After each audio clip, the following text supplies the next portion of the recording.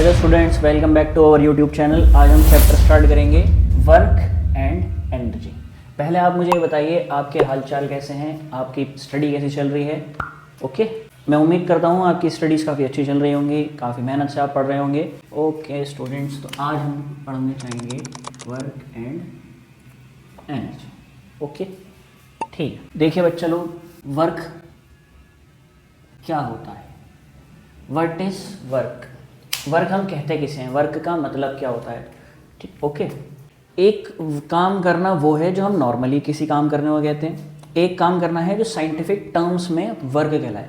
Suppose अगर मैं सुबह से शाम तक एक तरफ बैठ के कुछ लिख रहा हूँ तो आप क्या कहोगे कि सर ने बहुत काम किया। या आप अगर सुबह से शाम तक कहीं बैठ कर कोई क्वेश्चन सॉल्व कर रहे हो, कुछ काम कर रहे हो, हिल नहीं रहे, सिर्फ एक जगह बैठ के कुछ लिख रहे हो, तो आपके माँ बाप या मैं आपसे क्या कहूँगा, यार बच्चे ने बहुत ज़्यादा क्या करिए मेहनत की है, बहुत सारा काम किया है। ओके, क्या ये वर्क होगा in the terms of science? नहीं। क्या साइंस में इसको वर्क कहा जाएगा? बिल्कुल भी नहीं कहा जाएगा। तो वर्क साइंस में किसे कहा जाता है, पहले हमें ये समझना है। देखो, किसी भी चीज़ के अंदर या साइंस के अंदर अगर मुझे काम करना है तो मुझे दो क्राइटेरिया मीट करने पड़ेंगे। कितने क्राइटेरिया मीट करने पड़ेंगे? दो। पहला, फोर्स लगनी चाहिए। दूसरा, उस फोर्स की वजह से क्या होनी चाहिए? डिस्प्लेसमेंट। दो क्राइटेरिया हैं किसी भी चीज़ को काम, किसी चीज़ पे भी काम होने के लिए या किसी चीज़ को भी काम करने के लिए। पहला वो फोर्स लगाए, दूसरा वो डिस्प्लेसमेंट कर दे जिस भी ऑब्जेक्ट पे हम फोर्स लगा रहे हैं। ठीक है, अब इसकी हम लिखते हैं definition. When force is applied on the body and it get displaced by the action of force, such process is called force। इसी को हम क्या कहते हैं? फोर्स कहते हैं। ठीक है, वर्क का फॉर्मूला भी होता है फोर्स इंटू डिस्प्लेसमेंट, या W बराबर F इंटू में S। वर्क को नापा किस में जाता है? वर्क को नापा जाता है जूल में। ठीक है, वर्क को किस में नापा जाता है? जूल। अब एक सुनो, अगर ये दीवार है, इस पर मैं धक्का लगाऊं ऐसे करके, क्या लगाऊं इस पर? धक्का। धक्का लगाने का मतलब फोर्स लगा रहा हूं मैं इस पर। क्या ये दीवार डिस्प्लेस हो रही है, हिल रही है? नहीं। तो क्या मैंने वर्क किया? अब और एक कोई एग्जांपल लेके समझते हैं। अगर मैं इस दीवार पे सुबह से शाम तक ऐसे करके फोर्स लगा रहा हूँ और लगाता रहूँ, तो मैं एक टाइम पर आने के बाद क्या हो जाऊँगा? थक जाऊँगा। ठीक है, क्या हो जाऊँगा? थक जाऊँगा। क्या मैंने उसके ऊपर काम करा? आप कहोगे कि सर आप सुबह से लेकर इस पर फोर्स लगा रहे हो तो आपकी एनर्जी खर्च हुई है, इस वजह से आपने इस पर कुछ ना कुछ तो काम किया। लेकिन साइंस कहेगी कि नहीं, आपने इसमें कोई भी काम नहीं किया। आपने फोर्स तो लगाई लेकिन डिस्प्लेसमेंट इसकी नहीं हुई। तो जब ये दोनों चीज़ें साथ में होंगी तो ही वर्क होगा, वरना तो वर्क नहीं होगा। समझ में आ गया स्टूडेंट्स? कि फोर्स भी लगनी चाहिए यानी कि बल, दूसरा डिस्प्लेसमेंट होना चाहिए, वो ऑब्जेक्ट क्या हो जानी चाहिए? डिस्प्लेस हो जानी चाहिए। सपोज ये मार्कर है, इस पर मैं फोर्स लगाऊं ऐसे करके और ये साथ के साथ क्या हो? डिस्प्लेस हो। क्या हो? डिस्प्लेस हो। तो जब ये फोर्स लगने पर एक पॉइंट से दूसरे पॉइंट तक जा रहा है, that is displacement, that is displacement. तो इसका मतलब मैंने इसके ऊपर क्या किया है? वर्क किया है। आई होप यहाँ तक आपको समझ में आ गया होगा। वर्क का formula force into displacement, F dot D S या F इंटू एस, और SI यूनिट क्या होती है? बस इसको FS भी लिख सकते हैं आप। क्या लिख सकते हैं? FS। SI unit joule. हर चीज़ को किसी ना किसी चीज़ के अंदर नापा जाता है। जैसे कि मास को किस में नापा जाएगा? kg। लेंथ को किस में नापा जाता है? मीटर। वॉल्यूम को किस में नापते हैं हम? लीटर। तो ये इनको नापने की चीज़ें ही तो हैं, तो वैसे ही इसके अंदर भी है, दैट इज जूल। जूल के अलावा बुक्स के अंदर इसकी एक और यूनिट होती है, that is newton metre, that is newton metre. एक न्यूटन मीटर बराबर होता है एक जूल के। 1 न्यूटन मीटर किसके बराबर होता है बच्चों? 1 जूल के। ये तो हमने पढ़ा वर्क। इसके बाद आता है आपका टाइप्स ऑफ वर्क। उसके बाद क्या आता है? Types of work.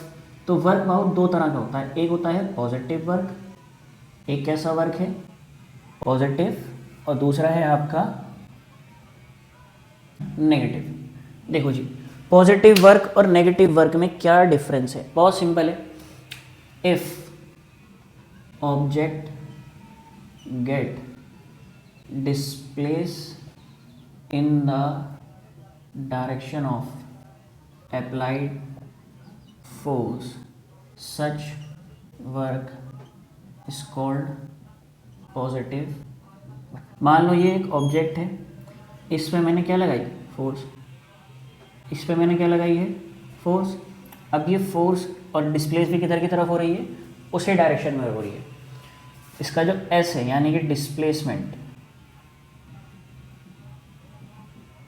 दोनों किधर की तरफ है? सेम डायरेक्शन में, कोई फर्क नहीं है। जिस डायरेक्शन में फोर्स लग रही है उसी डायरेक्शन में डिस्प्लेसमेंट हो रही है।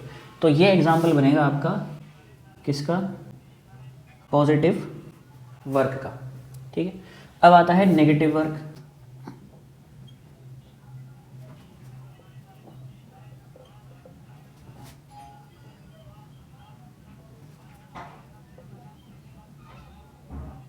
देखो जी, अगर डिस्प्लेसमेंट अपोजिट डायरेक्शन में हो अप्लाइड फोर्स के, तो उसको आप कहोगे नेगेटिव वर्क।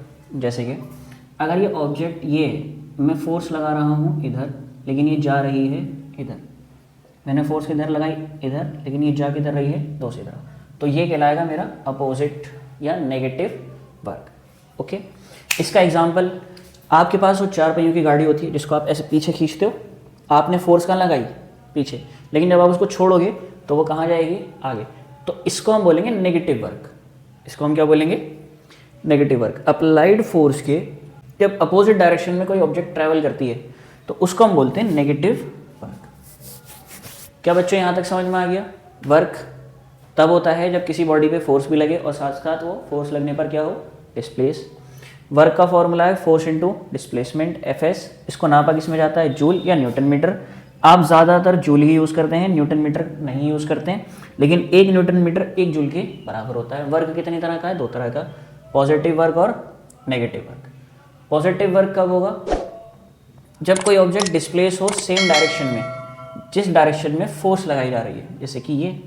नेगेटिव वर्क क्या होगा? जब डिस्प्लेसमेंट अपोजिट डायरेक्शन में हो फोर्स की डायरेक्शन से, जैसे कि फोर्स पीछे लगा रहे हैं हम और बॉडी कहाँ जा रही है? आगे। यहाँ तक का आपको क्लियर हो गया? चलिए फिर नोट कर लीजिए, आगे चलते हैं। अब देखो, वर्क के बाद आता है आपका एनर्जी। वर्क के बाद क्या आता है? एनर्जी। अगर आप किसी ऑब्जेक्ट पे वर्क कर रहे हो तो वो वर्क उस बॉडी के अंदर एनर्जी स्टोर हो जाता है in the form of energy. Energy की definition, if we do work on an object and it get stored in that body in the form of energy. Energy and work are two homologous thing या quantity. To homologous क्या है? ये quantity. अब इधर थोड़ा समझो, energy क्या है? जब आप किसी भी ऑब्जेक्ट के ऊपर काम करते हो तो उसके अंदर एनर्जी स्टोर हो जाती है। या आप ऐसा कह सकते हो कि जिस बॉडी में जितनी ज़्यादा एनर्जी होगी, जिस बॉडी में जितनी ज़्यादा एनर्जी होगी वो उतना ज़्यादा काम कर पाएगा। यहाँ तक का समझ में आ गया? ठीक है। इसके बाद एक चीज़ आता है आपका टाइप्स ऑफ फोर्स। इसके बाद क्या आता है आपका? Types of force. आपको अपने सिलेबस में सिर्फ और सिर्फ 3 तरह की फोर्स पढ़नी है। पहला तो है आपका काइनेटिक फोर्स, दूसरा है आपका पोटेंशियल फोर्स तीसरा है मैकेनिकल फोर्स। 3 तरह की फोर्सेस आपको अपने सिलेबस के अंदर पढ़नी है। पहली है काइनेटिक, दूसरी है पोटेंशियल, तीसरी है, और हाँ एनर्जी का कोई फॉर्मूला नहीं होता, सिर्फ एनर्जी का। टाइप ऑफ एनर्जी के फॉर्मूले हैं, सिर्फ एनर्जी का कोई फॉर्मूला नहीं है। एनर्जी बराबर होती है वर्क के।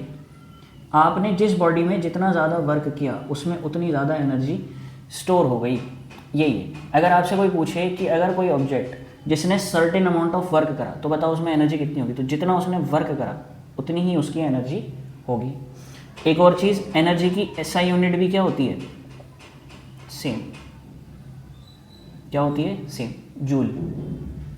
एनर्जी को भी किस में नापा जाता है, जूल के अंदर नापा जाता है। अब सबसे पहले हम बात करते हैं किस चीज़ की, काइनेटिक एनर्जी की। सबसे पहले हम बात किसकी करेंगे, काइनेटिक एनर्जी। काइनेटिक एनर्जी बहुत सिंपल है। If an object is moving with velocity, then it has energy called kinetic energy. Kinetic energy हमेशा किस में होगी, मूविंग ऑब्जेक्ट में। चलती हुई ऑब्जेक्ट के अंदर ही क्या होगी, काइनेटिक एनर्जी होगी। दूसरी चीज़, काइनेटिक एनर्जी का फॉर्मूला ये आपको याद रखना है, इस पे क्वेश्चन आ सकते हैं, ½ = mv²। इसके हम क्वेश्चंस कराएंगे, अभी नहीं कराएंगे लेकिन। दूसरा होता है आपका पोटेंशियल। दूसरा कौन है, पोटेंशियल एनर्जी। देखो पोटेंशियल, आप थोड़ा वर्ड समझने की कोशिश करो। पोटेंशियल वर्ड आया है पॉइंट से। पोटेंशियल वर्ड कहाँ से आया है, पॉइंट से। यानी कि ये किसी पॉइंट की एनर्जी के बारे में बात कर रहा है। या आप किसी ऑब्जेक्ट को किसी सर्टेन पॉइंट तक ले जाओ तो वहाँ जो एनर्जी इसके पास होगी, that energy is called potential energy. समझ में आ गया। When we raise the object at a certain point from the ground, when we raise the object at a certain point या हाइट, सर्टेन पॉइंट या certain height from the ground, energy stored in the body is called, जो उस body के अंदर energy store होगी उसको ही हम क्या बोलेंगे, पोटेंशियल एनर्जी। उसी एनर्जी को आप क्या कहोगे, पोटेंशियल एनर्जी। पोटेंशियल एनर्जी का फॉर्मूला क्या होता है, mgh। पोटेंशियल एनर्जी समझ में आ गई बच्चों आपको। तीसरा है मैकेनिकल एनर्जी। देखो, it is the sum of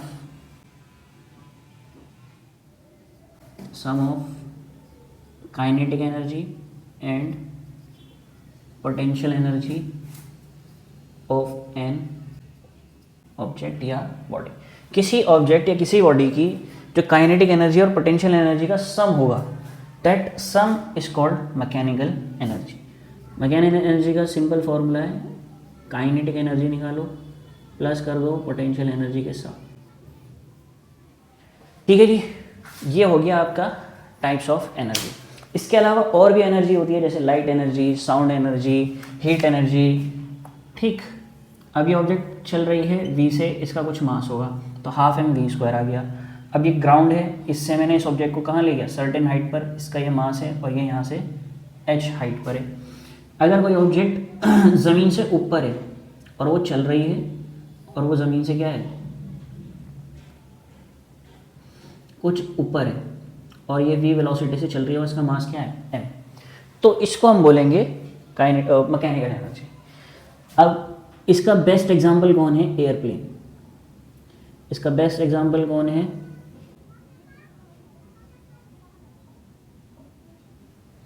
best example कौन है इसका, एयरप्लेन। जो हवाई जहाज़ होते हैं, एयरप्लेन होते हैं, वो ज़मीन से कुछ ना कुछ डिस्टेंस पे होते हैं, हाइट पे होते हैं। दूसरा, वो किसी न किसी वेलोसिटी के साथ चल रहे होते हैं, जो किसको रिप्रेजेंट करेगा, मैकेनिकल एनर्जी को रिप्रेजेंट करेगा। एनर्जी समझ में आ गई आपको, काइनेटिक एनर्जी समझ में आ गई, पोटेंशियल एनर्जी समझ में आ गई, मैकेनिकल एनर्जी समझ में आ गई। चलिए फिर आगे चलते हैं, मिटा दिया जाए इसे। अब देखिए इसके अंदर सिर्फ और सिर्फ आपकी बची हैं दो चीज़ें। पहला तो आपका आता है लॉ ऑफ कंजर्वेशन ऑफ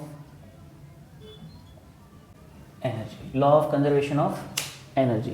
ये लॉ आपसे क्या कहता है, तो आप जल्दी जल्दी मेरे को बताओ कमेंट में लिख के फटाफट, इतने में ज़रा मार्कर में इंक डाल लूँ, ठीक है। चलिए हम ये बता देते हैं। देखिए law of conservation of energy का मतलब क्या है कि energy neither be created nor be destroyed.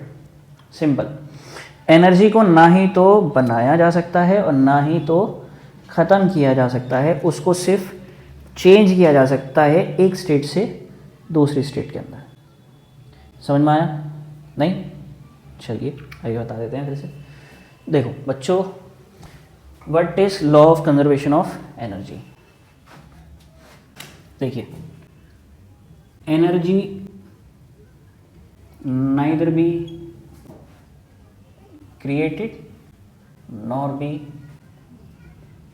destroyed, but it can change from one form to another form. Law of conservation of energy क्या कहता है कि एनर्जी को ना ही तो बनाया जा सकता है ना ही तो ख़त्म किया जा सकता है, बस उसको चेंज किया जा सकता है एक फॉर्म से दूसरी फॉर्म के अंदर। सपोज अगर ये आपके पास एक पेंडुलम है, क्या है, एक पेंडुलम, ठीक, और ये किससे लगा हुआ है, बिल्कुल किससे लगा हुआ है, ग्राउंड से, तो इसकी हाइट क्या होगी इस टाइम, 0। अब मैं इस पेंडुलम को उठाता हूँ और कहाँ ले आता हूँ, ठीक है जी, कहाँ ले आता हूँ मैं, ऊपर। अब इसको मैं छोड़ दूँ, मैं यहाँ से पकड़ के लाया, अब इसे छोड़ दिया। अब यहाँ पर अगर तुम देखो तो इसको जब मैंने पकड़ रखा था तो ये ज़मीन से कुछ सर्टेन हाइट पे था। इस टाइम पर इसके पास पोटेंशियल एनर्जी होगी।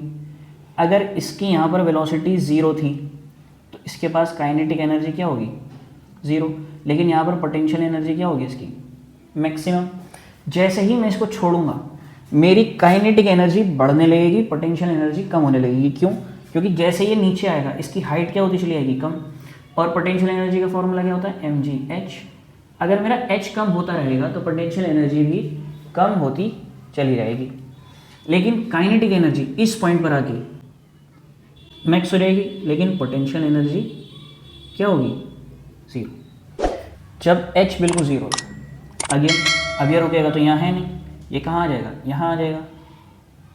ये चलता हुआ कहाँ आ जाएगा, यहाँ। अगेन ये यहाँ पर फिर से क्या है, ज़मीन से कुछ ऊपर है, तो इस पॉइंट पे फिर से क्या होगा, पोटेंशियल एनर्जी मैक्स, लेकिन काइनेटिक एनर्जी अगेन क्या होगी, 0। तो ये चीज़ क्या हो रही है, इससे मुझे क्या पता चल रहा है कि एनर्जी ख़त्म नहीं हो रही है, एनर्जीज चेंज हो रही है। पोटेंशियल एनर्जी पहले बदलती है काइनेटिक एनर्जी में, फिर काइनेटिक एनर्जी यहाँ मैक्सिमम होकर फिर वापस किस में बदलना शुरू कर देगी, पोटेंशियल एनर्जी में। और ये प्रोसेस क्या होता रहेगा, कंटिन्यू होता रहेगा, ठीक। इसके अलावा जब आप कभी पंखा चलाते हो, क्या चलाते हो, पंखा, तो पंखा चलाने से क्या होता है, मान लो ये एक पंखा है मेरा, ठीक है, ये घूम रहा है गोल गोल, ठीक, ये गोल गोल क्या कर रहा है, घूम रहा है। अब ये घूम किसकी वजह से रहा है, इलेक्ट्रिसिटी। किसकी वजह से घूम रहा है, इलेक्ट्रिसिटी। यानी कि इसमें जो एनर्जी आ रही है वो कौन सी है, इलेक्ट्रिकल एनर्जी आ रही है। कौन सी एनर्जी आ रही है, इलेक्ट्रिकल एनर्जी आ रही है। ये इलेक्ट्रिकल एनर्जी इसको गोल गोल घुमा रही है, जो कि चेंज हो जाती है किसमें, मैकेनिकल एनर्जी में। क्या ये इलेक्ट्रिकल एनर्जी पूरी तरह से मैकेनिकल एनर्जी में कन्वर्ट हो जाएगी, नहीं, बिल्कुल भी नहीं। क्यों? क्योंकि जब पंखा गोल गोल घूमता है तो ये क्या प्रोड्यूस करता है, साउंड, जिसके वजह से कुछ एनर्जी किसकी फॉर्म में गायब हो जाएगी, साउंड एनर्जी की फॉर्म में गायब हो जाएगी। दूसरा, जब कभी पंखा चलता है और आप उसको हाथ लगाते हो तो वो कैसा फील होता है, हीट, गर्म। तो ये अपने अंदर से क्या छोड़ता है, हीट भी छोड़ता है। क्या छोड़ता है, हीट भी छोड़ देता है, ठीक है जी। इस हीट को आप बोलोगे हीट एनर्जी, इसको हम क्या कहेंगे, हीट एनर्जी। अब इस पंखे का टेम्परेचर भी बढ़ जाता है, टेम्परेचर भी क्या होता है, जिसको आप बोलोगे थर्मल एनर्जी। तो एनर्जी कभी भी ख़त्म नहीं होती, एनर्जी एक फॉर्म से दूसरी फॉर्म में क्या होती रहती है, ट्रांसफ़र होती रहती है, कन्वर्ट होती रहती है। ठीक है, अब इस चैप्टर का लास्ट टॉपिक रह गया है जो कि है वर्क एनर्जी थ्योरम। जो क्या है, वर्क एनर्जी थ्योरम। तो बच्चों इस चैप्टर का ये लास्ट टॉपिक रह गया है वर्क एनर्जी थ्योरम। ये क्या कहती है कि आप जितना वर्क किसी भी बॉडी पर करोगे वो बदलकर एनर्जी की फॉर्म में उसके अंदर स्टोर हो जाएगा। ठीक है, ये क्या कहती है, आप जितना वर्क किसी ऑब्जेक्ट पे करोगे उतना ही वो ज़्यादा एनर्जी बनकर उसके अंदर स्टोर हो जाएगा। तो यही है work energy theorem. Work energy theorem क्या कहती है, work and energy are two equivalent quantities. ये क्या है, दो इक्विवेलेंट क्वांटिटीज़ हैं एंड जो आपका वर्क है वो स्टोर हो जाएगा इन the form of energy in the object. जो एनर्जी आप जितना भी आप काम कर रहे हो वो एनर्जी की फॉर्म में उस ऑब्जेक्ट के अंदर क्या हो जाएगा, स्टोर हो जाएगा। That is work energy theorem. इसी को ही हम क्या कहते हैं, वर्क एनर्जी थ्योरम। अब बच्चों लोग मुझे ये बताओ कि यहाँ तक का चैप्टर आपको समझ में आ गया। ठीक, अब ये हमारे चैप्टर का लास्ट टॉपिक था, तो इस यहाँ तक आते आते हमारा सब कुछ कंप्लीट हो जाएगा। फिर आपसे मिलते हैं नेक्स्ट वीडियो में किसी और नई इन्फॉर्मेटिव वीडियो के साथ, किसी और चैप्टर को मज़ेदार बनाते हुए। ओके, और जो भी आपका रिस्पॉन्स है, जो भी आपको लगता है, please share in the comments. Okay, love you, thank you.